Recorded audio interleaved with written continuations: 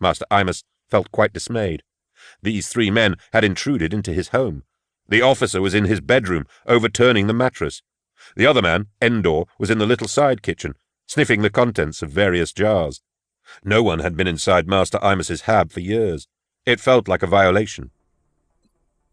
"Are you the Inquisitor?" Master Imus asked. "Me? Bless you, no," replied the old man. "Why would you think that?" "I just assumed." The old man shuffled over to the sideboard. "Fuse fit sampwood. No maker's mark. A vase." He picked the vase up. "Please be careful," Master Imus said. The old man ignored him. He held the vase in his spindly fingers. "Samotarware, 3rd dynasty." He looked inside it. "Oh, paper clips." The officer came back from the bedroom, holding several books. "You have books," he said. "Is there something wrong with that?" asked Master Imus. "You like poetry?" "The early Imperials, the Tacites. Is that a crime?" "This is," said Endor. He walked in from the side kitchen with something in his hand. There was an ugly, almost triumphant grin on his face. Master Imus realized that what he first registered as handsome in the features of the officer's companion was, in fact, a cruel arrogance. Interrogator Endor was accustomed to winning. "What is it?" asked the officer. "Buried at the bottom of a jar of caffeine," Endor replied. He held out his hand. 6 little pills lay in his palm. "Yellows," he said. "Most perturbatory," said the old man. "They're not mine," said Master Imus. Master Imus sat on the threadbare couch, tugging at his robe. "They're not mine. Not mine, not at all. I don't use that sort of thing. I wouldn't even know how to get that sort of thing." "Zesper Street, or the dealers that frequent the depot," said the old man. "Be quiet, Amos," said the officer. He stared down at Master Imus. "This is a bad turn of events for you. It compounds things." "They're not mine. How many times do I have to say it?"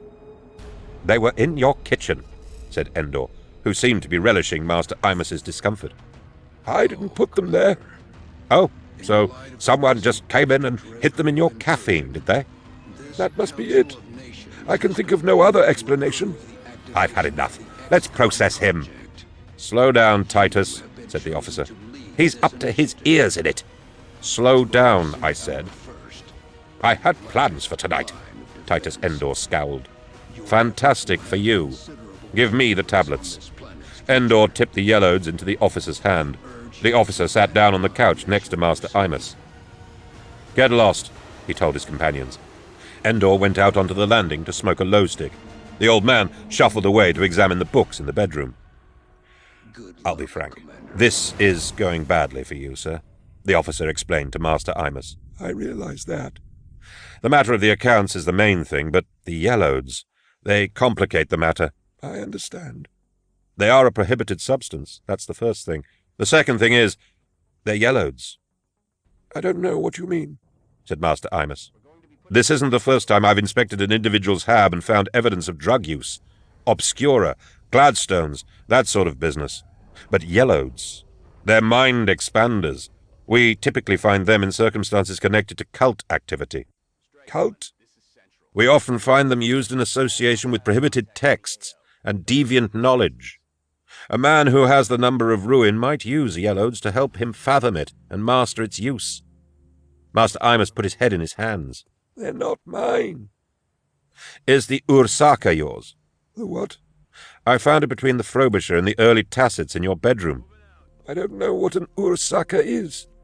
I don't know its significance." "It's a prescribed text. It defines the methodological use of psychotropic drugs in gnomic enlightenment." "So that was just placed there too, was it? Someone just put it there?" "They must have done." The officer sighed. "Master Imus, you've brought a matter to our attention. A serious matter. The numbers you showed me in the ledger are quite pernicious." "And I came of my own volition. Remember that." "I do, and that leaves me with 2 possibilities. You are a practicing heretic with a pathological desire to be caught and condemned. Or, Master Imus, you have been set up to take the fall for someone. There's one last thing I would like to do. It's necessary for my work." "What is it, sir?" asked Master Imus. The officer turned to look at him. His face was no longer human. It was a snout of rancid, gnashing teeth, spatulate and broad, with sharp edges. The snout opened, drooling spit, and seemed about to bite Master Imus's face clean off. Master Johann Imus smelled the pit stink of the warp and the shadows of dark places where no human ever willingly walked. He saw a monstrous horror lunging at him, pallid tentacles whipping up out of the distended throat. He cried out in fear and wet himself. "I'm sorry I had to do that, Master Imus," said the officer, wiping his mouth. Titus Endor came in from the stairhead. "Throne, Gregor, I felt that. Sorry, would you and Amos please stay here and tidy the place, and help Master Imus to get cleaned up?" "I had plans for tonight," replied Endor. "And now I have plans of my own," said the officer. Titus Endor stayed until midnight, and then made some vague excuse and left. The old man remained with Master Imus until dawn. They played regicide and talked of antiques. The officer returned at first light. "The matter is settled," he said. "Thank you for your cooperation." When Master Imus went to work the next day, he found that Slosha and Daviov et C. had been closed down, with immediate effect and until further notice, the seal on the door said. Most of the staff had gathered in the street, bewildered and despondent. "Master Slosha was shot," muttered one of the underkeepers. "He was shot last night by the Inquisition," another confirmed. Oh, dear, said Master Imus. 3 days later, the officer called on Master Imus at his hab.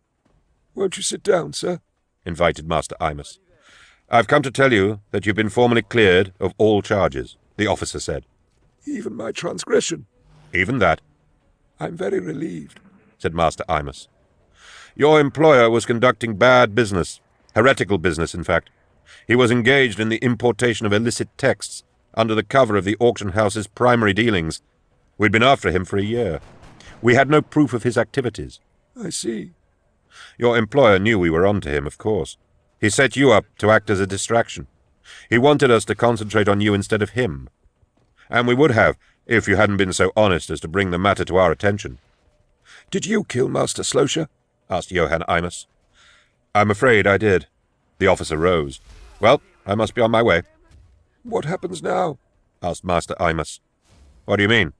"I have no job to go to. The auction house is finished. What will become of me?" "I'm sorry, sir. That's not my problem." The officer turned to leave. "I think I might be allowed to ask one question, in all fairness," said Master Imus. "Ask it." "Why was it necessary?" "Why was what necessary?" asked the officer. "Why was it necessary to scare me?" "Fear simplifies the mind, Master Imus. It is so strong and pure, it quite empties the head and removes all barriers and falsehoods. I scared you so I could read the truth inside you, the honest part of you that you could not dissemble. I'm sorry about that." "You're a psyker, then?" Master Imus asked. "Yes." "Ah, I see. If you can read into the future, tell me. I have no job and no references. I am too old and set in my ways to retrain. I have no means of support. I came forward of my own free volition, helped you hunt out a heretic and proved my innocence, and I am left the poorer for it. What do I do now?" "I'm a mind reader, not a clairvoyant." "Right. Thank you for your candor anyway." "Goodbye, Master Imus." Interrogator Eisenhorn closed the door behind him. Master Imus sat on the threadbare couch. From the floor below he could hear a baby crying. He could hear the knock of the landlord going from hab to hab for the week's rent. Master Imus's rent dues were in the sideboard drawer, this week's and the next's, but nothing more. Master Imus was glad he had come forward and glad he had spoken out. Duty was duty, after all. He tried to inflate some sense of civic pride in his heart. But he wished, more than anything, he had just kept himself to himself. That was Master Imus's Transgression, written by Dan Abnett, read by Toby Longworth. Regia Occulta, written by Dan Abnett, read by Toby Longworth. I crossed over into Jared County via the pass at Culbrech. Air links were down because of the cackle, so a reluctant motorized unit of the local militia conveyed me from the capital as far as Kulbrecht town, and then only because the Jared commissioner had been so insistent. This was, 223.M41, and I was only just out on my own. Even then, at the very dawn of my career, I was treated with a mixture of fear and suspicion. The rosette, or the title Inquisitor, or a combination of both, fairly focused the minds of those who met me. This attitude bores me these days. Back then, it gave me a sort of vulgar sensation of power. Inquisitor Flamel had been killed 6 months before in a miserable warp transit accident, and I had been posted as a locum to cover his circuit, which was the fief worlds of the Grand Banks in the coreward reaches of the Helican sub. Circuit work is a drudge, and one acts, in the main, as an itinerant magistrate, travelling from planetary capital to planetary capital, reviewing flotsam cases gathered by the local authorities. Most are trivial and hardly ordo business, scares conjured up by superstition and petty disputation, though I had spent 8 weeks on New Bylar working through a caseload that eventually exposed a traffic in low-grade, unsanctioned psychers.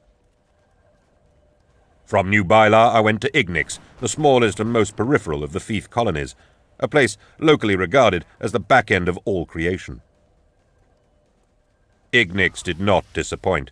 Small, wet, and whirled with ravines and meandering trenches created by an eternity of rainfall eroding its way down into the frothing seas, the planet is administratively divided into counties, each one millions of square kilometers. Its capital is called Foothold, for it was there the first settlers made planetfall. They were miners, mineral extraction being the only profitable occupation a man can find on Ignix. Not long into their habitation, the miners of Ignix specialized and became wet miners, panning and sifting the planet's thousand fast waterways, many of them temporary runoffs that surge one day and are gone the next, for precious ores. Wet mining fortunes had built Foothold into a decent-sized but drab town.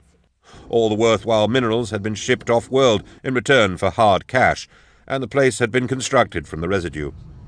The buildings were stained and grim, many of them fabricated from locally cast rockcrete, or a type of melter-formed pumice brick.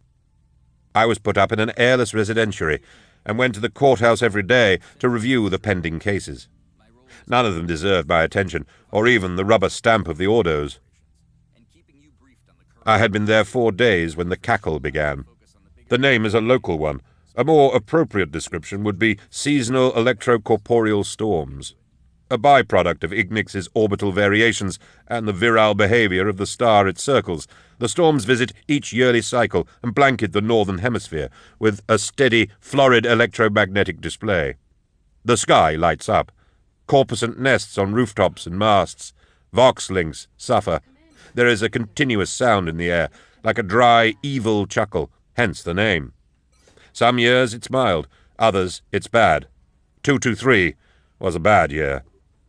The cackle was so fierce it prevented any and all passage by air, including shuttle links from the lift harbour to starships at high anchor. Transfers on and off Ignix were suspended, and I was stuck for the duration, which turned out to be 3 weeks. There was some novelty to be enjoyed at first. The flickering lights in the sky, day and night, were quite sublime, and produced certain hues that I swear I have never encountered since. But the constant dirty chuckle became onerous and tormenting, as did the rancid metallic sweat the charged air drew out of me. It was fuggy and close, and I quickly wearied of getting shocks from every damn metallic object I touched or used. I came to realize why the late Flamel had made Ignix a low priority on his circuit. With the cases done with, there was little to do but wait for the cackle to subside. I read and studied and struck up passing friendships with several similarly stranded travellers living in the residentiary, merchants mostly. Perhaps friendships is too strong a word. I knew them well enough to share a drink or a conversation or a game of regicide with, but nothing more. They understood what I was, and it made them nervous around me. For the first time in my career, that vulgar sensation of power began to feel like a burden. Towards the end of the first week of enforced occupation, a message arrived from the Commissioner of Jared County. Due to the Vox-out, it was brought by a biker who had run the flooding levees and wash plains of the county limits overnight. I can only assume the commissioner had paid the man well, for he was in a poor state by the time he arrived. The foothold administrator, an old fellow called Wagner, brought the message slip to me and waited while I read it. "He seems most insistent, this commissioner," I remarked. "Well, Selwyn, he's a good sort, very dutiful. He knew you were in town on circuit duties, and evidently hopes you might oblige him." I held the slip up. "Do you think this is genuine, Administrator?" I asked. Wagner shrugged his sloping shoulders. "Sounds like a hot one to me, but what do I know? I don't have Rosette training." Selwyn, the commissioner of Jared County, had reported a pair of killings in his township, the unimaginatively named Jared County Town. He suspected cult activity and requested an assessment by the Circuit Inquisitor. I would have dismissed it except for two facts. One, I had nothing better to do, and two, Selwyn had written, "The victims suffered deep, random cuts and slashes to the body, having been slain by a crushing head wound. Each victim was missing its left ear." "How do I get there? Can you scare up a transport for me?" I asked. Wagner laughed at the idea. "It's this? All right. I'll see what I can do." The local militia took me overland to the pass in a centaur, hooded against the rain and bulked out with yellow swim bladders to allow for the fording of flash floods. The crew was not at all happy about the outing, but bit their tongues because of what and who I was. After 12 hours grinding along mud tracks and waterlogged gulches, they got me through the pass, over the iron bridge, and into Kulbrecht town. As we crossed the old rusting bridge, I watched the corposant crackle and dance across the posts and stanchions. In Kulbrecht town, an odious shanty backwater, transit was arranged to carry me on the next leg of my journey. The centaur turned back to foothold. I went on in a cargo 8 that had seen better days. "There's been killing, you know?" the driver mentioned, conversationally. I had heard something to that effect. The driver nodded. Tiny threads of static were playing across his knuckles as he nudged the wheel. "4 dead," he said. I can honestly say that I quite admired Jared Commissioner Maldar Selwyn. What he lacked in almost everything he made up for in sheer optimism. He showed me around Jared County town personally and made it clear he was tremendously proud of it. The town straddled 12 river threads, and it seemed to be all bridges and decking and cantilevered platforms. Habs stacked up high above the steep Rain River chutes. Water throbbed and rattled and chugged down the channels through the town on its journey from the hills to the sea. As he drove me across the new bridge, Selwyn proudly explained how he had seen to its construction 5 years earlier for the benefit of the community. It was a large metal structure connecting the commercial quarter to the merchantman residences and was evidently a boon to working practices. Before the bridge, the merchants had been obliged to take taxi boats from their homes to the commercia every day. The river it crossed was one of the largest and most powerful bisecting Jared County town, and the new bridge was equipped with elevating sections so it could lift to admit the passage of trade ships and other water traffic coming inshore from the coast to the warehouse docks. It was an impressive piece of engineering, lit up, as we rode across it, by the unending light show of the Cackle. Selwyn clearly worked hard to support and improve his community, at the back end of all creation, though it was. We drew up on the glistening wharfs of the Commercia and got out of the bulky land car.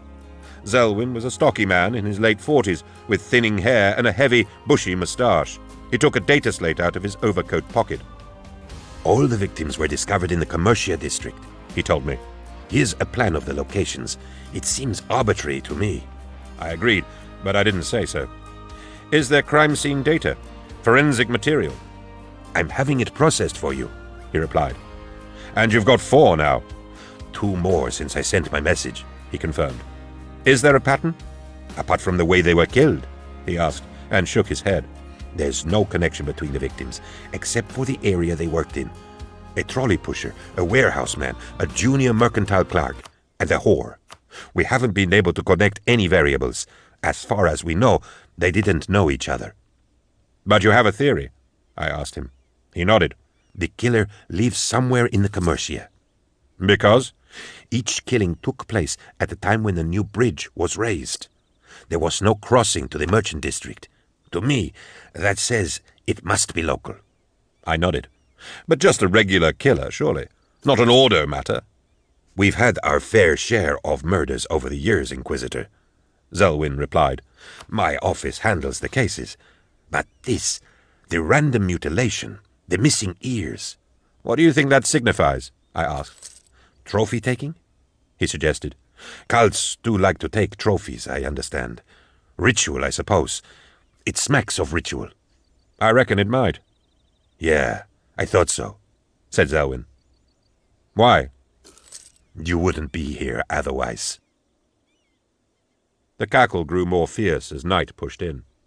When we left the Commercia, rain was beginning to fall, and sirens hooted, warning that the new bridge was about to raise its hydraulic spans. The river was at flood tide. I reviewed the victims in the frosty twinkle of the town morgue. Preservation methods in Jared County were not ordo standard. The cadavers had been dumped in bulk freezer units and came out on their gurneys caked in frost, their vulnerable tissues blackened and cold-burned. Sorry, said Zelwyn, watching me work. I wish our facilities could be better. Forget about it, I replied. I used probes and skewers on the frigid bodies, sampling and measuring. The hacking wounds, some so deep they looked like claw marks, were especially ugly. They smiled like happily parted lips, their mouths full to the brim with frozen black ice. Cult work, then? He asked, after a few minutes. Have I got a cult here I need to deal with? No. A hunter, I replied. A hunter? I nodded. What does that mean? Trophy-taking is a hunter's quirk. An ear, a finger, a lock of hair. But that's ritual, isn't it? Zelwyn asked. Hunters have rituals too, I said. He looked downcast. Not a cult thing, then? You sound disappointed. The Jared Commissioner managed a weak smile. Of course not. It's just that I'd hoped I was on the money. I wanted to impress you.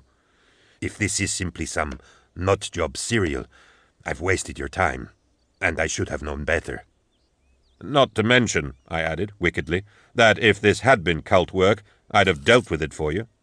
Zelwyn shook his head. I'm sorry to have cost you a journey, sir, he said. I felt rather ashamed of my attitude. I put down the probe, wiped frosted blood off my gloved hand, and turned to face him. Look, I've nothing better to do. Let me help you anyway. You'd do that? He asked, rather taken aback. Of course. Why not? Because you're, you know, an inquisitor. Inquisitors don't like serial killings any more than commissioners do, I said. I have certain skills, Commissioner Zelwyn. I think I can bring this animal down. He smiled. It was the warmest, most genuine thing I'd seen in years. I was just trundling the last corpse back into its freezer when a militia officer came into the morgue and whispered something to Zelwyn. He turned to look at me. I felt his pain. I actually felt it. The psychic talents that would later serve me and shape my career were still raw and unshaped in those days, but my empathetic function nevertheless resounded at his distress. While we were busy here, he began. Talk to me, Zelwyn. He took a deep breath. While we were fussing around here, there's been another death. Is the body still in situ? He nodded. Let's see it. We had to wait for 5 minutes while the new bridge lowered its spans to let us cross into the Commercia district. Zelwyn let one of his militiamen drive us. The Jared Commissioner's hands were shaking too much to be trusted. Corposant lit up the bridge. The sky made strange colors that twisted and turned. Rain fell. The river below us rushed along, rich in sediment, towards the distant sea. Lana Howie had worked the wharf for 12 years, and was a regular face at the drink stops and taverns along the hem of the Commercia. She'd once been popular, a fast girl with good looks and impressive legs, but the work had taken its toll. In the months before her death, she had earned her income turning tricks for specialist customers, men who were more interested in what she was prepared to do rather than the way she looked. Now, she was dead. Her body lay on the ground floor of a warehouse just off Commercia, Maine. It had been discovered by a night watchman. Slim, Too slim, and wearing too much makeup, she lay naked and awkward under the overbright, portable lamps. The blood from the deep slashing incisions had pooled under her in a slick. Her left ear was missing. Same as the others, said Selwyn, shuddering. No, I said, crouching beside the body. No? No, she's still... I wanted to say alive, but that would have been wrong. She wasn't alive any more, but she was fresh. Fresh compared to the freezer-burned residue Selwyn had shown me earlier. The hunter again? Selwyn asked. Looks like it. The ear, you notice? Why do you think it's a hunter, Inquisitor Eisenhorn? Selwyn asked. The slash wounds, I replied. You see? So deep. These are the kind of deep cuts that a hunter might administer to accelerate decomposition, a kill he doesn't want, and which he wants to rot away quickly. Selwyn pursed his lips. What are you going to do now, sir? I'm going to ask you and your people to get out of this place. Withdraw to a 60-meter perimeter. Why? Don't ask me that, Commissioner. I want to stay, said Selwyn. On your own head, then. Get your people out. Later on in my career, I only ever undertook auto-seances when I had a properly qualified astro-telepath to assist me. Such acts can take a toll. Back then, I was young and headstrong and full of my own energy and will. It's a wonder I ever survived. Bolt the door, I said to Selwyn. He obliged. His men had gone.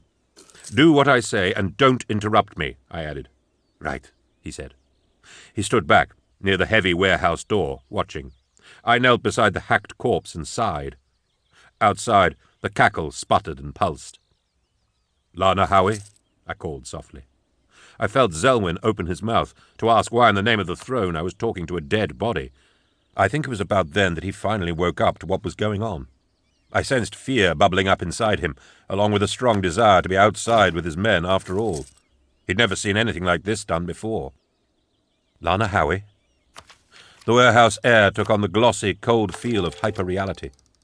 The light refined in clarity, and small details became impossibly sharp. The various odors of the place, soot, rockcrete, oil, sacking, thinners, and the body itself, were suddenly more concentrated, more pronounced. "What am I doing here?" asked the late Lana Howie. I heard Commissioner Selwyn groan. I felt his gnawing fear. "Lana Howie," I called. "Hello, mister. What's your pleasure then, sir?" "Lana, my name is Gregor." "That's a lovely name, Gregor. You're a handsome one for sure, Gregor. What can I do for you tonight?" "Where are you, Lana Howie?" "I'm in the warehouse with you, silly man. This is my place. Don't you fret. It's quiet here, discreet. You're a regular, aren't you? I know your face." "You've never seen me before, Lana Howie. You'll never see me again." "I doubt that," she sniggered. Her chuckle was the scratchy glee of the cackle. "I'll bet you'll be back again for more, soon enough." "I need you to focus, Lana Howie," I said. "Focus? What? Why do you keep using my name, my whole name like that? Is that your thing, mister?" "Lana?" I felt Selwyn fighting back an urge to throw open the door bolts and run. I really hadn't wanted him to be here in the first place. All he could see was me kneeling beside the body. He could not see what I could see. An after-image of the victim had appeared to me. She was wearing a cheap, revealing dress and had taken a seat on a nearby freight trunk, one leg crossed over the other. The raised foot was swinging impatiently. "Lana, can you hear me?" "How do you know my name, mister?" the image asked, watching me. "Administratum files." "Lana, who was it?" "Who was it that what? Come on, I've got punters waiting. What are you on about?" "Lana, please, let me see. Who did this to you?" "Who did what to me? Look, I haven't got all night," she breathed. "Show me some money, mister." I reached into my pocket and produced 3 crowns. The air was very cold. My breath was steaming, and so were the open wounds on the corpse in front of me.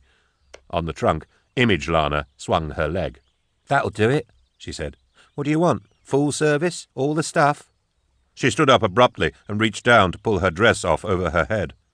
It was only then that she seemed to notice the body on the floor. The image stared down at it for a long time, her hands frozen in the act of bunching up her dress to drag it over and off. When she looked at me again, her eye makeup was blotted and running. When? She asked. Not long ago. Oh, Throne. What did I ever do to deserve that? Nothing, Lana. I want to know who it was. Will you show me?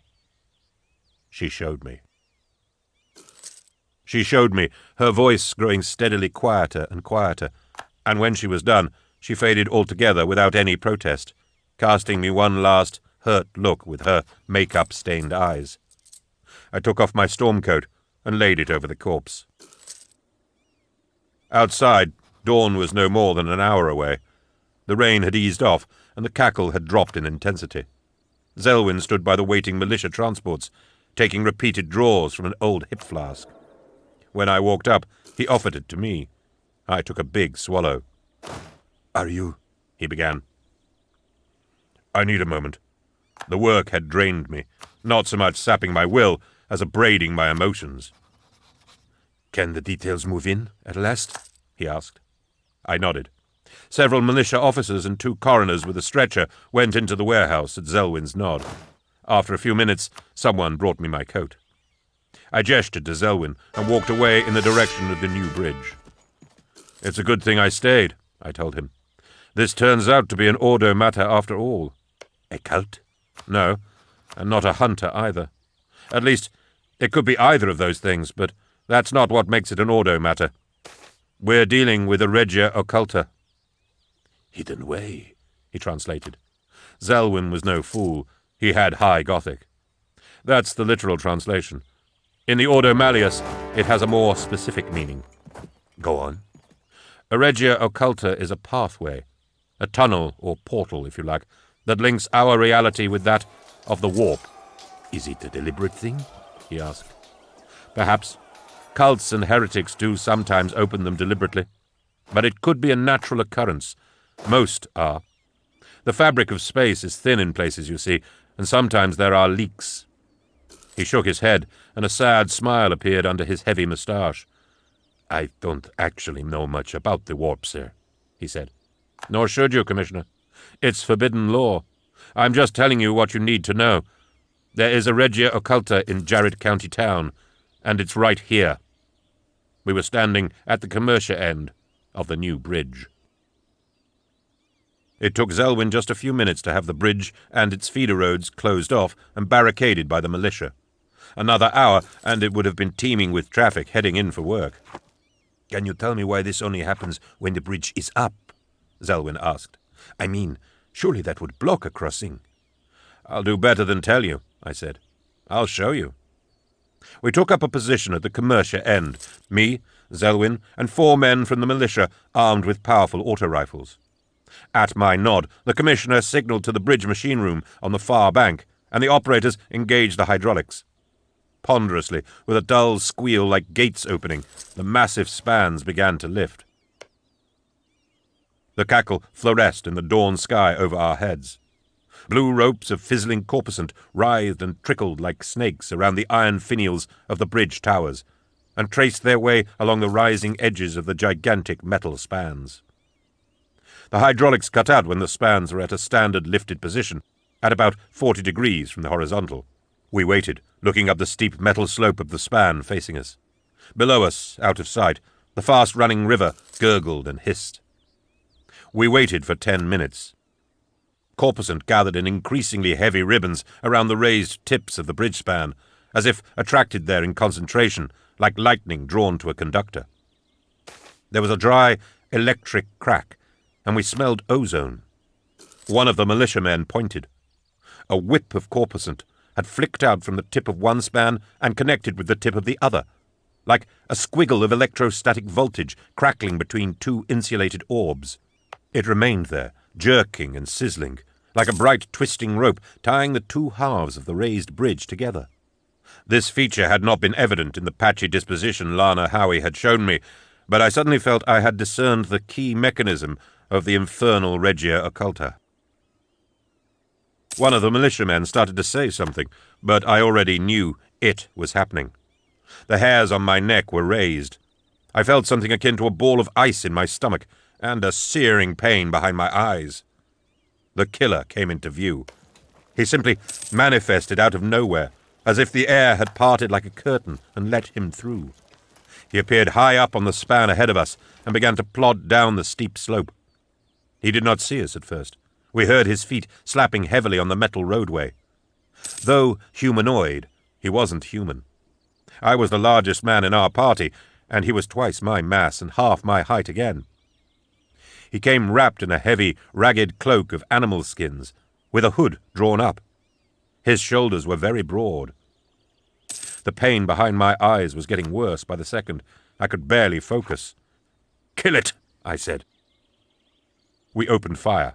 4 military-grade auto rifles, firing reinforced rounds with 50% more grain in them than standard. Zelwyn's lasgun and my Transvasser assault pistol. The noise was stunning, and the muzzle flash a strobing flutter. The killer was dead in just a few seconds. Our firepower tore him apart and shredded his foul cloak, though he possessed such astonishing strength that he actually managed to walk into our fuselage a step or two, trying to shrug it off before it overcame him. He fell heavily and rolled down the slope. He was a mature orc warrior. Released by his spasming paws, a huge cleaver and a large metal cudgel lay on the roadway beside him. We approached slowly. Greenskins are notoriously hard to kill, and though we had blown this one wide open, I fired 3 more rounds into its skull to be on the safe side. Ichor, almost black in the dawn light, ran down the slope. The mangled corpse showed signs of body paint, tribal markings, and lots of crude piercings and bangles. Fresh human ears were strung round its throat on a wire. "A greenskin," Zelwyn murmured. "But this isn't green space. There haven't been any orcs in this sub for generations." "It didn't come from this sub," I said. I was finding it hard to speak or concentrate. The pain behind my eyes was even worse than before. It felt like a hot wire. "It came from whatever random site this Regia Occulta connects to. This beast went hunting one day and ended up here. We'll never know. I fancy where... Inquisitor Eisenhorn," I heard Zelwyn say. I felt his hand catch my arm. The pain behind my eyes had turned into full-blown psych agony. I could barely stand, let alone speak. And I really wanted to speak. I needed to. I needed to yell out, "It's not over!" The Regia Occulta was still open. While we had been standing there, gawping at the orc's cadaver, a second one had walked in through the hidden way. For such a massive thing, it moved very fast. I moved like lead, transfixed by the pain the seething warp gate was lancing into my receptive mind. I heard a feral roar and smelled a foul animal scent. I fell, shoved aside, I think. An auto rifle fired. The orc slew the first militiaman as he landed among us, splitting the fellow straight through the crown with his jagged cleaver. The man collapsed under the force of the blow, his sectioned skull spilling open as the blade jerked back out, his heels drumming the ground. The orc caught another man by the throat, yanked him off his feet, and bit away his face. It is awful to reflect that this unfortunate lived for at least another 10 minutes.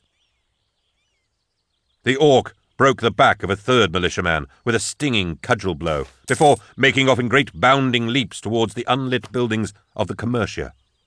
Zelwyn and the sole remaining militiaman fired after it. The man with the broken back lay on the ground, screaming. "Eisenhorn," Zelwyn yelled. "Lower the bridge." I didn't want to use my will on the poor fellow, but I had no choice. My mouth wouldn't work. Zelwyn wet himself as my mind intruded upon his. To his credit, he rallied and signaled the machine room. The new bridge slowly rattled and clanked back into place. The corpuscent charge between the spans shorted out and vanished as the opposite ends touched. My mind cleared at once, the pain draining back. The Regia Occulta was shut. Blood had streamed out of my nose and soaked the front of my jacket. I got up and ran towards the warehouses. The orc had vanished from sight. I had to find it before it found anyone else. A greenskin is dangerous enough. This one was enraged, possibly wounded, and knew it was cut off and pursued by its mortal foe, man. Zelwyn ran after me. The remaining militiaman stayed put, too shocked to move, his rifle limp in his white-knuckled hands. "Get back, Zelwyn!" I shouted. "Gather your militia in full force." "Like hell!" he yelled back. He shouted over at the units waiting behind the barricades, and they moved forwards after us. We entered the most likely venue, a warehouse stacked with mineral hoppers. Glow globes hung from the rafters, but not all of them worked. Frail daybreak glimmered through the roof lights. "In here," Zelwyn whispered, panting. I held up my hand for hush. The place was quiet, except for the mocking chuckle of the cackle. I tried to reach out with my mind, but I was drained, and no human psyche can read the greenskin mind. They are blunt to us. I took a deep breath instead, and smelled the air. Mineral stink, wet rocks, and a hint, just a hint, of animal odor. We edged forwards. I saw dark, wet spots on the rockcrete floor, leading between the piled hoppers. Unless someone had recently carried a leaky promethium drum through the place, Zelwyn had managed to wound the creature right enough. I touched one of the spots. It oozed warmth. "It's here," I whispered. Zelwyn already knew that.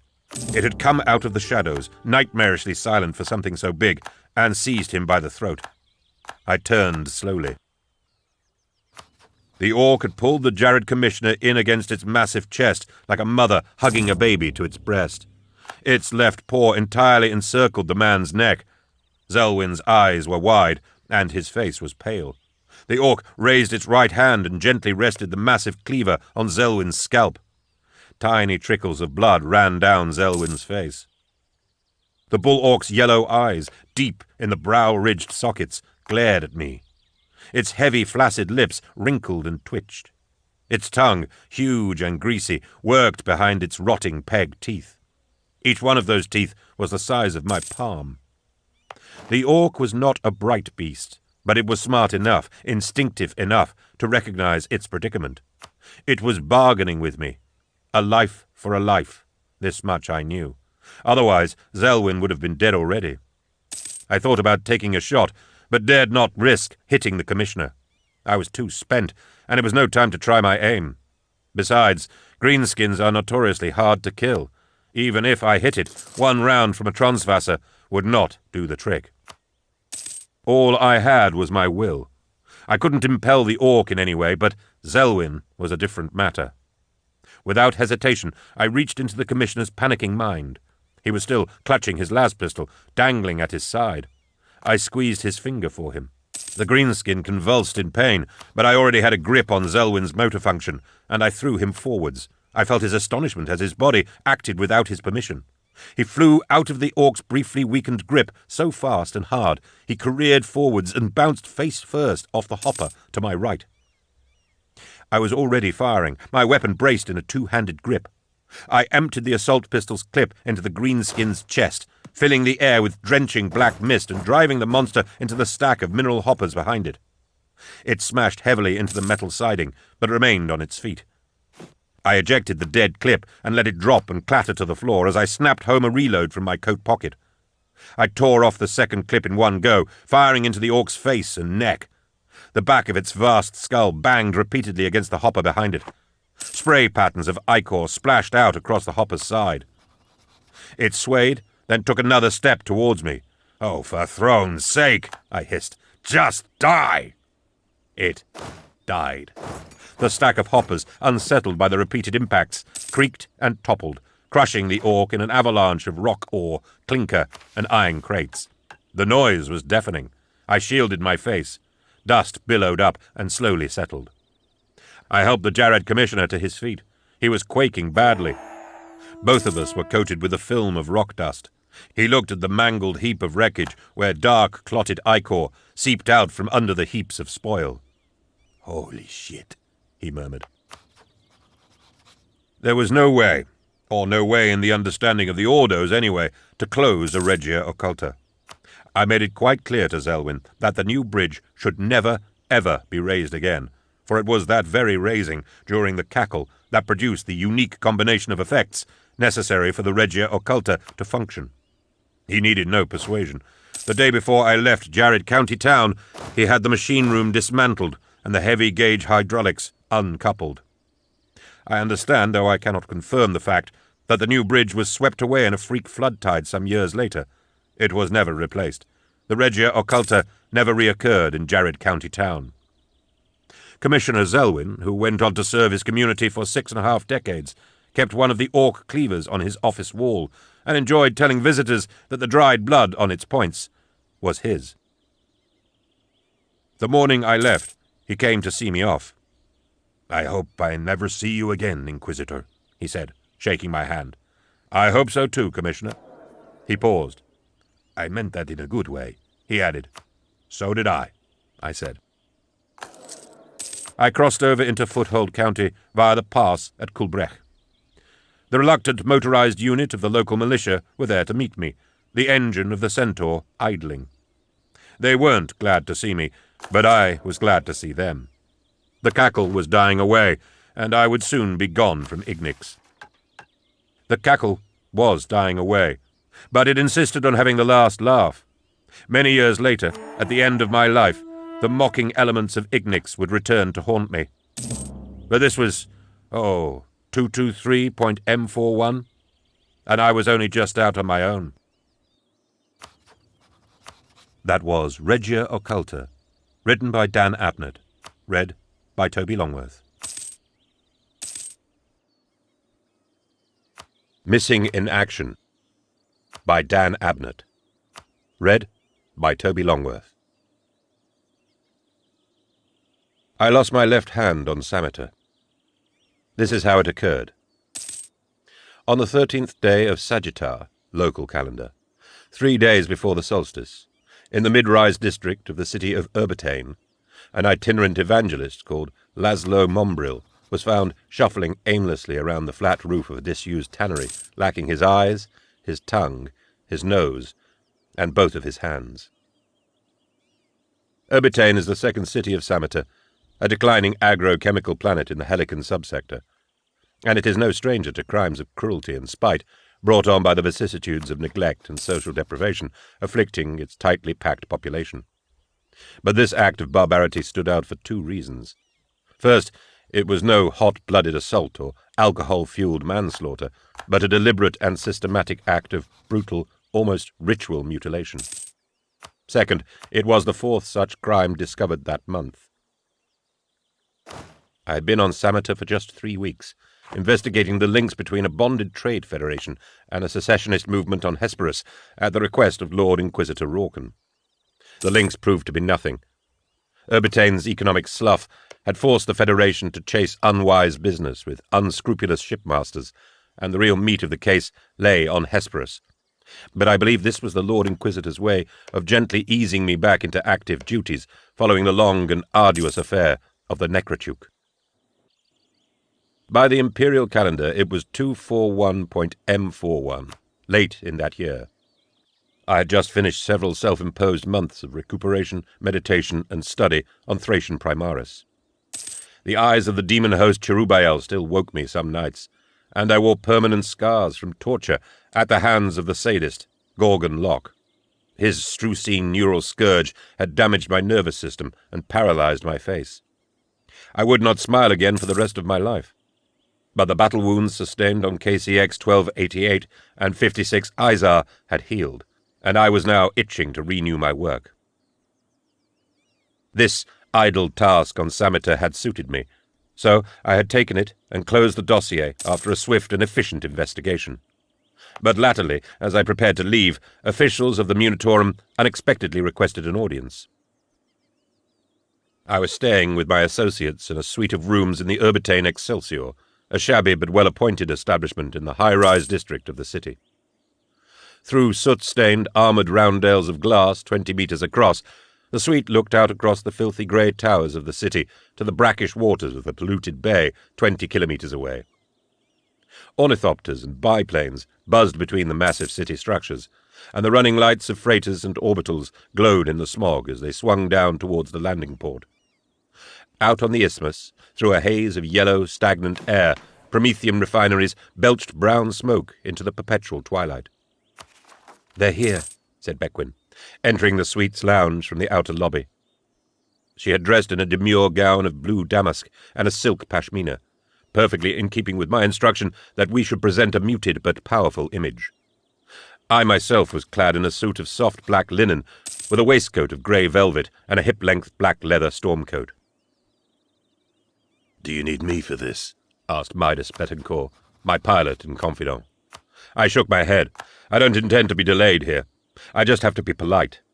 Go on to the landing port and make sure the gun cutter's readied for departure. He nodded and left.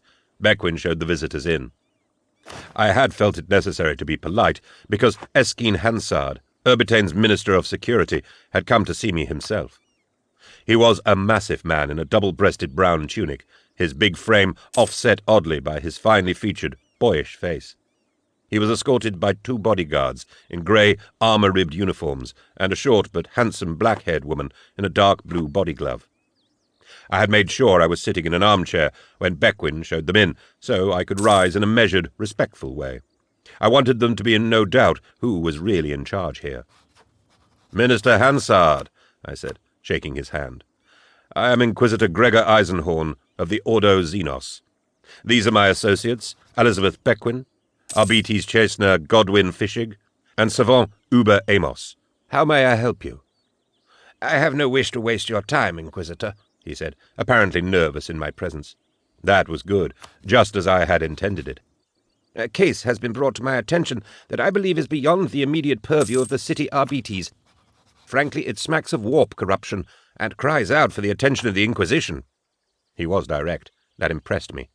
A ranking official of the Imperium, anxious to be seen to be doing the right thing. Nevertheless, I still expected his business might be a mere nothing, like the affair of the Trade Federation, a local crime requiring only my nod of approval that it was fine for him to continue in close. Men like Hansard are often over-careful, in my experience. "There have been 4 deaths in the city during the last month that we believe to be linked. I would appreciate your advice on them. They are connected by merit of the ritual mutilation involved." "Show me," I said. "Captain," he responded. Arbites Captain Hurley Rex was the handsome woman with the short black hair. She stepped forward, nodded respectfully, and gave me a data slate with the gold crest of the Adeptus Arbites on it. "I have prepared a digested summary of the facts," she said. I began to speed-read the slate, already preparing the gentle knockback I was expecting to give to his case. Then I stopped, slowed, read back. I felt a curious mix of elation and frustration.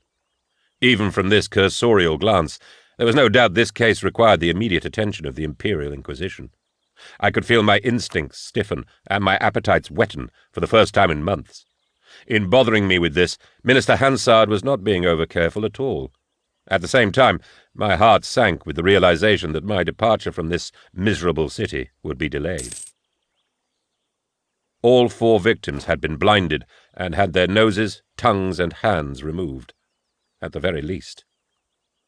The evangelist, Mombril, had been the only one found alive. He had died from his injuries 8 minutes after arriving at Urbitane Mid-Rise Sector Infirmary. It seemed to me likely that he had escaped his ritual tormentors somehow before they could finish their work. The other 3 were a different story. Paul Graven, a machine-smith. Luthar Hewal, a rug-maker. Idelaine Faspel, a midwife. Hewal had been found a week before by city sanitation servitors during routine maintenance to a soil stack in the Mid-Rise district. Someone had attempted to burn his remains and then flush them into the city's ancient waste system, but the human body is remarkably durable. The post could not prove his missing body parts had not simply succumbed to decay and been flushed away, but the damage to the ends of the forearm bones seemed to speak convincingly of a saw or chain blade. When Idelaine Faspel's body was recovered from a crawl space under the roof of a mid-rise tenement hab, it threw more light on the extent of Hewal's injuries. Not only had Faspel been mutilated in the manner of the evangelist Mombril, but her brain, brainstem, and heart had been excised. The injuries were hideous. One of the roof workers who discovered her had subsequently committed suicide. Her bloodless, almost desiccated body, dried out, smoked, if you will, by the tenement's heating vents, had been wrapped in a dark green cloth, similar to the material of an Imperial Guard issue bedroll, and stapled to the underside of the rafters with an industrial nail gun. Cross-reference between her and Hewal convinced the Arbites that the rug-maker had very probably suffered the removal of his brainstem and heart too. Until that point, they had ascribed the identifiable lack of those soft organs to the almost toxic levels of organic decay in the liquescent filth of the soil stack. Graven, actually the first victim found, had been dredged from the waters of the bay by salvage ship. He had been presumed to be a suicide dismembered by the screws of a passing boat, until Rex's careful cross-checking had flagged up too many points of similarity. Because of the peculiar circumstances of their various post-mortem locations, it was pathologically impossible to determine any exact date or time of death. But Rex could be certain of a window. Graven had been last seen on the 19th of Aquiare, 3 days before his body had been dredged up. Hewal had delivered a finished rug to a high-rise customer on the 24th, and had dined that same evening with friends at a charcut in Mid-Rise. Faspel had failed to report for work on the 5th of Sagittar, although the night before she had seemed happy and looking forward to her next shift, according to friends. "I thought at first we might have a serial predator loose in Mid-Rise," said Rex, "but the pattern of mutilation seems to me more extreme than that. This is not feral murder or even psychopathic post-slaying depravity. This is specific, purposeful ritual." "How do you arrive at that?" asked my colleague, Fishig. Fishig was a senior Arbites from Hubris, with plenty of experience in murder cases. Indeed, it was his fluency with procedure and familiarity with modus operandi that had convinced me to make him a part of my band.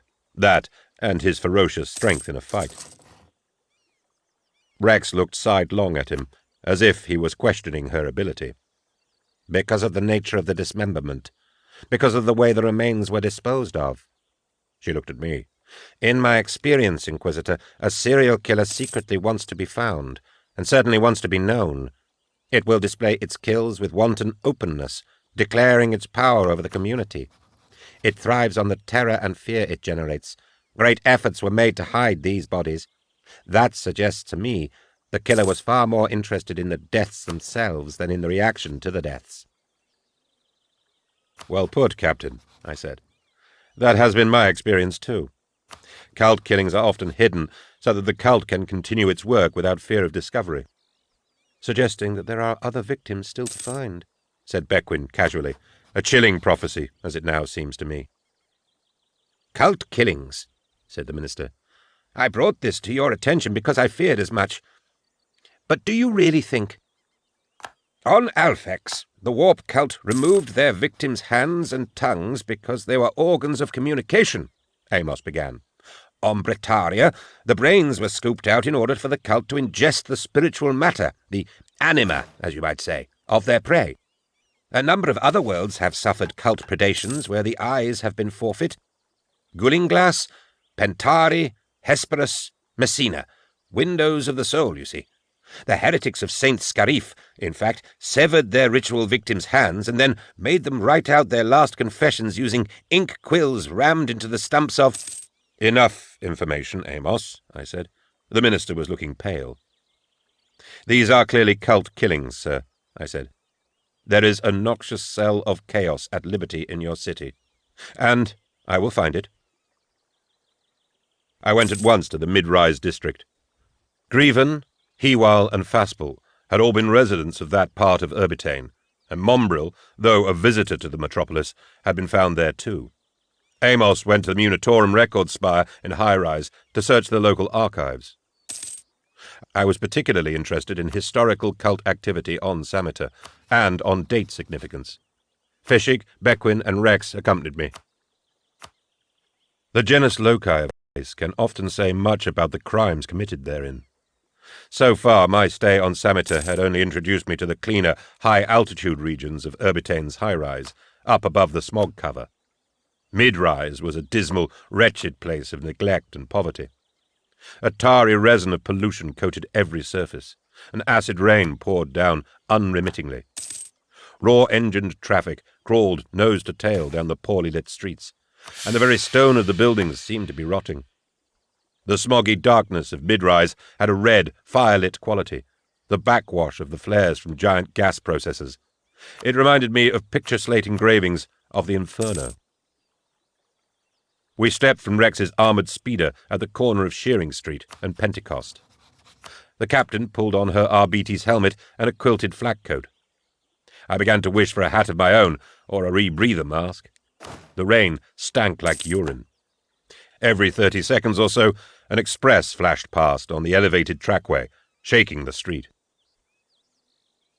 "In here," Rex called, and led us through a shutter off the thoroughfare into the dank hallway of a tenement hab. Everything was stained with centuries of grime. The heating had been set too high, perhaps to combat the murky wetness outside, but the result was simply an overwhelming humidity and a smell like the fur of a mangy canine. This was Idelaine Faspal's last resting place. She'd been found in the roof. Where did she live? Asked Fishig. 2 streets away. She had a parlour on one of the old court habs. He well? His hab about a kilometre west. His remains were found 5 blocks east. I looked at the data slate. The tannery where Mombril had been found was less than 30 minutes' walk from here, and Graven's home a short tram ride. The only thing that broke the geographical focus of these lives and deaths was the fact that Graven had been dumped in the bay. It hasn't escaped my notice that they all inhabited a remarkably specific area, Rex smiled. I never thought it had, but remarkably is the word. It isn't just the same quarter or district. It's an intensely close network of streets. A neighborhood. Suggesting? Asked Beckwin. The killer or killers are local too, said Fishig. Or someone from elsewhere has a particular hatred of this neighborhood and comes into it to do his or her killing, said Rex. Like a hunting ground, noted Fishig. I nodded. Both possibilities had merit. Look around, I told Fishig and Beckwin, well aware that Rex's officers had already been all over the building. But she said nothing. Our expert appraisal might turn up something different. I found a small office at the end of the entrance hall. It was clearly the cubbyhole of the Habitat superintendent. Sheaves of paper were pinned to the flackboard wall. Rental dockets, maintenance rosters, notes of resident complaints. There was a box tray of lost property, a partially disassembled mini-servitor in a tub of oil, a stale stink of cheap liquor. A faded ribbon and paper rosette from an imperial shrine was pinned over the door with a regimental rank stud. "What are you doing in here?" I looked round. The superintendent was a middle-aged man in a dirty overall suit. Details. I always look for details. The gold signet ring with the wheat ear symbol. The row of permanent metal sutures, closing the scar on his scalp where the hair had never grown back. The prematurely weathered skin. The guarded look in his eyes. I told him who I was, and he didn't seem impressed. Then I asked him who he was, and he said, "The super." "What are you doing in here?" I used my will, sparingly. The psychic gift sometimes closes as many doors as it opens, but there was something about this man. He needed a jolt. "What is your name?" I asked, modulating my voice to carry the full weight of the psychic probe. He rocked backwards, and his pupils dilated in surprise. "Quater Traves," he mumbled. "Did you know the midwife Faspal?" "I'll send her around." "To speak to?" He shook his head. His eyes never left mine. "Did she have friends?" He shrugged. "What about strangers? Anyone been hanging around the hab?" His eyes narrowed. A sullen, mocking look, as if I hadn't seen the streets outside. "Who has access to the roof space where her body was found?" "Ain't nobody been up there. Not since the place been built. Then the heating packs in, and the contractors has to break through the roof to get up there. They found her." "There isn't a hatch?" "Shutter. Locked. And no one has a key. Easier to go through the plasterboard." Outside, we sheltered from the rain under the elevated railway. "That's what Traves told me, too," Rex confirmed. "No one had been into the roof for years until the contractors broke their way in." "Someone had. Someone with the keys to the shutter. The killer." The soil stack where Hewell had been found was behind a row of commercial properties built into an ancient skin of scaffolding that cased the outside of a tool-fitter's workshop like a cobweb. The soil stack where Hewell had been found was behind a row of commercial properties built into an ancient skin of scaffolding that cased the outside of a tool-fitter's workshop like a cobweb. There was what seemed to be a bar 2 stages up, where a neon sign flicked between an Imperial Aquila and a fleur-de-lis. Fishig and Rex continued up to the next scaffolding level to peer in through the stained windows of the habs there. Beckwin and I went into the bar. The light was grey inside. At a high bar, 4 or 5 drinkers sat on ratchet stools and ignored us. The scent of Obscura smoke was in the air. There was a woman behind the counter who took exception to us from the moment we came in. She was in her 40s, with a powerful, almost masculine build.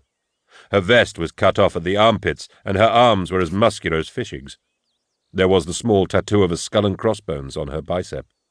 The skin of her face was weathered and coarse. "Help you?" she asked, wiping the counter with a glass cloth. As she did so, I saw that her right arm, from the elbow down, was a prosthetic. "Information," I said. She flicked her cloth at the row of bottles on the shelves behind her. "Not a brand I know." "You know a man called Hewell?" "No." "The guy they found in the waste pipes behind here?" "Oh. Didn't know he had a name." Now I was closer, I could see the tattoo on her arm wasn't a skull and crossbones. It was a wheat ear. "We all have names. What's yours?" "I'm in Lund." "You live around here?" "Live is too strong a word." She turned away to serve someone else. "Scary bitch," said Beckwin as we went outside. "Everyone acts like they've got something to hide." "Everyone does, even if it's simply how much they hate this town." The heart had gone out of Urbitane, out of Sameter itself, about 70 years before. The mill hives of Thracian Primaris eclipsed Sameter's production, and export profits fell away. In an effort to compete, the authorities freed the refineries to escalate production by stripping away the legal restrictions on atmospheric pollution levels. For hundreds of years, Urbitane had had problems controlling its smog and air pollutants. For the last few decades, it hadn't bothered any more. My Vox earplug chimed. It was Amos. "What have you found?" "It's most perturbatory. Sameter has been clear of taint for a goodly while. The last inquisitorial investigation was 31 years ago standard, and that wasn't here in Urbitane, but in Aquitaine, the capital. It has its fair share of criminal activity, but nothing really markedly heretical." "Nothing with similarities to the—" "Can't make any. The place is usually commemorated by activity in the... That's 6 weeks away. Only other thing I can find. Sagittarius 21st anniversary heights." Imperial actions. She signed off and looked at me, rain drizzling off her visor. "They found another one, Inquisitor," she said. It wasn't 1. It was 3, and their discovery threw the affair wide open. An old warehouse in the mill zone, 10 streets away from Faspel's hab, had been damaged by fire 2 months before, and now the municipal work crews had moved in to tear it down and reuse the lot as a site for cheap prefab habitat blocks. They'd found the bodies behind the wall insulation in a mouldering section, untouched by the fire. A woman and 2 men, systematically mutilated in the manner of the other victims. But these were much older. I could tell that even at a glance. I crunched across the debris littering the floor space of the warehouse shell.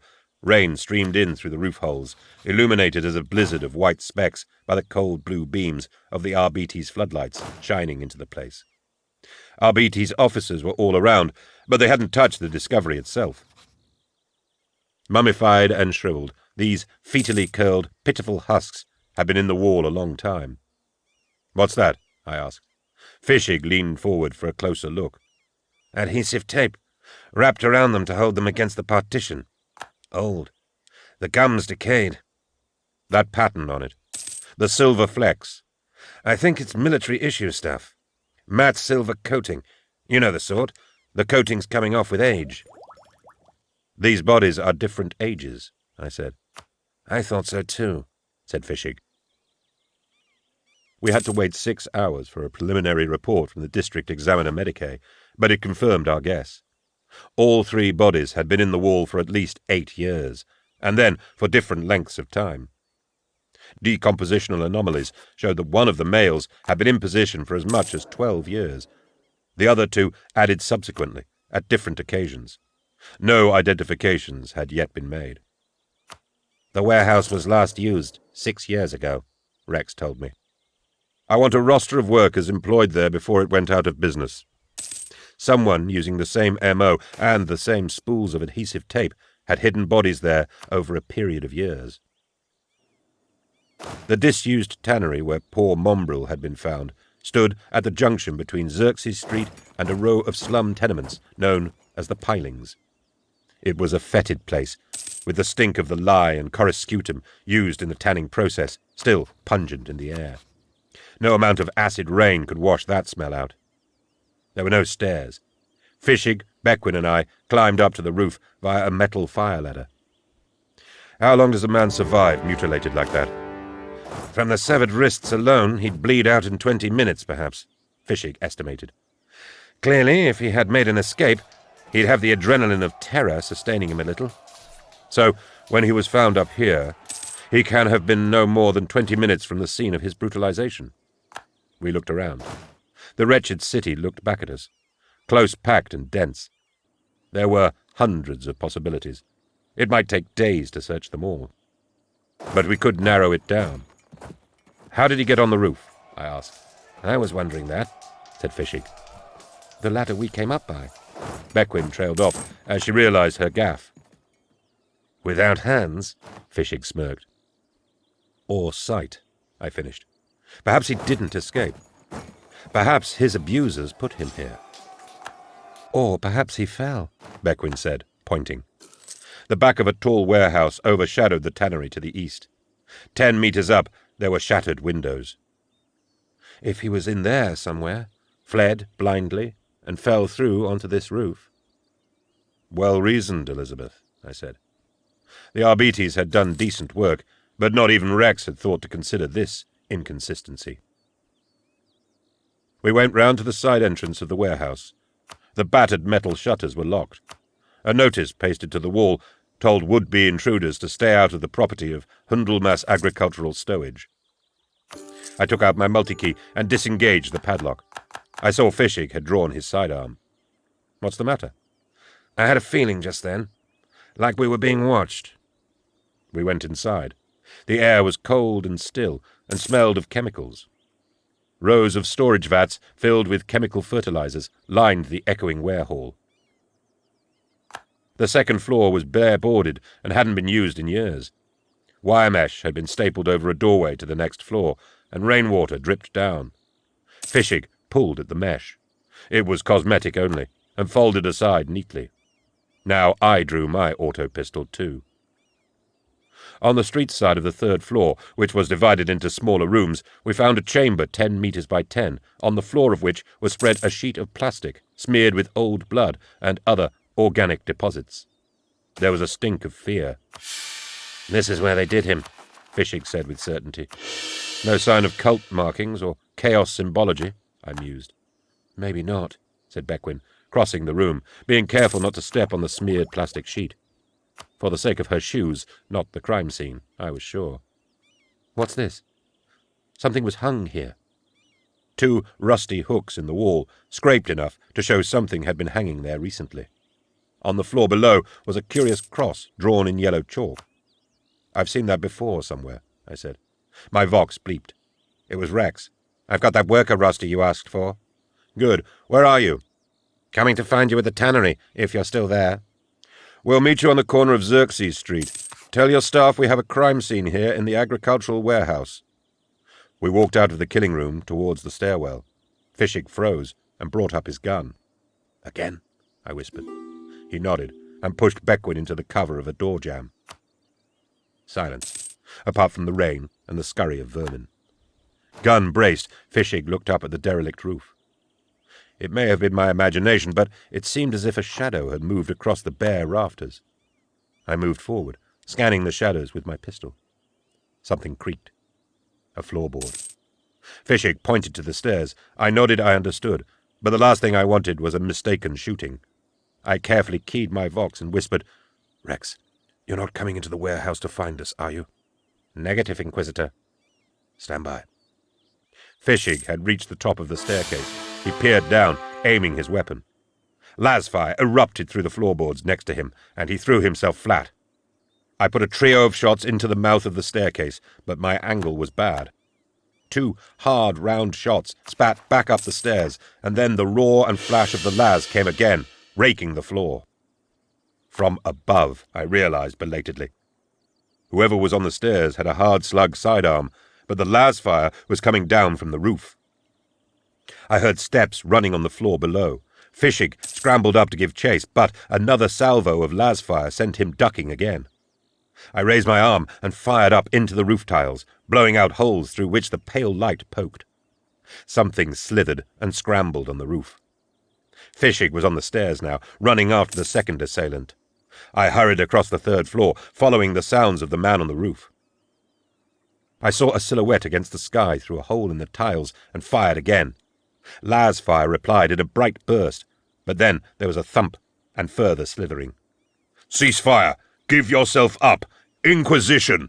I bellowed, using the will. There came a much more substantial crash, sounding like a whole portion of the roof had come down. Tiles avalanched down and smashed in a room nearby. I slammed into the doorway, gun aimed, about to yell out a further will command, but there was no one in the room. Piles of shattered roof slates and bricks covered the floor beneath a gaping hole in the roof itself, and a battered las rifle lay amongst the debris. On the far side of the room were some of the broken windows that Beckwin had pointed out as overlooking the tannery roof. I ran to one. Down below, a powerful figure in dark overalls was running for cover. The killer, escaping from me in just the same way his last victim had escaped him, through the windows onto the tannery roof. The distance was too far to use the will again with any effect, but my aim and angle were good. I lined up on the back of the head a second before it disappeared, began to apply pressure, and the world exploded behind me.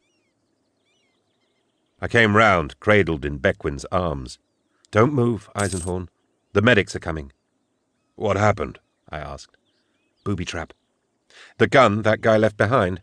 It exploded behind you. Power cell overload." "Did Fischig get his man?" "Of course he did." He hadn't, in fact. He'd chased the man hard, down 2 flights of stairs and through the main floor of the warehall. At the outer door onto the street, the man had wheeled round and emptied his auto-pistol's clip at the chasener, forcing him into cover. Then Captain Rex, approaching from outside, had gunned the man down in the doorway.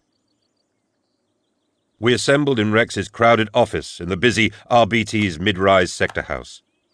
Amos joined us, laden down with papers and data slates, and brought Midas Betancourt with him. "You all right?" Midas asked me. In his jacket of embroidered cerise silk, he was a vivid splash of colour in the muted gloom of mid-rise. "Minor abrasions. I'm fine." "I thought we were leaving, and here you are having all the fun without me." "I thought we were leaving too until I saw this case. Review Beckwin's notes. I need you up to speed." Amos shuffled his ancient, augmetically assisted bulk over to Rex's desk and dropped his books and papers in an unceremonious pile. "I've been busy," he said. "Busy with results?" Beckwin asked. He looked at her sourly. "No, actually. But I have gathered a commendable resource of information. As the discussion advances, I may be able to fill in blanks." "No results, Amos. Most perturbatory," grinned Midas, his white teeth gleaming against his dark skin. He was mocking the old savant by using Amos's favourite phrase. I had before me the work roster of the warehouse where the 3 bodies had been found, and another for the agricultural store where our fight had occurred. Quick comparison brought up 2 coincident names. Brel Sadakis, Vim Vennick, both worked as warehouse men before the place closed down. Now they're employed by Hundelmass Agricultural Stowage. Backgrounds? Addresses? I asked Rex. I ran checks, she said. "So, we have a cult here, eh?" Midas asked. "You've got a series of ritual killings, at least 1 murder site, and now the names of 2 possible cultists." Perhaps. I wasn't convinced. There seemed both more and less to this than had first appeared. Inquisitorial hunch. The remains of the las rifle discarded by my assailant lay on an evidence tray. Even with the damage done by the overloading power cell, it was apparent that this was an old model. Did the power cell overload because it was dropped? It fell through the roof, didn't it? Beckwin asked. They're pretty solid, Fischig answered. Forced overload, I said. An old Imperial Guard trick. I've heard they learn how to set one off. As a last ditch in tight spots, cornered, about to die anyway. That's not standard, said Fischig, poking at the trigger guard of the twisted weapon. His knowledge of guns was sometimes unseemly. See this modification? It's been machine-tooled to widen the guard around the trigger. Why? I asked. Fischig shrugged. Access? For an augmetic hand with rudimentary digits? We went through to a morgue room down the hall where the man Rex had gunned down was lying on a slab. He was middle-aged, with a powerful frame going to seed. His skin was weather-beaten and lined. Identity? We're working on it. The body had been stripped by the morgue attendants. Fischig scrutinized it, rolling it with Rex's help to study the back. The man's clothes and effects were in plastine bags in a tray at his feet. I lifted the bag of effects and held it up to the light.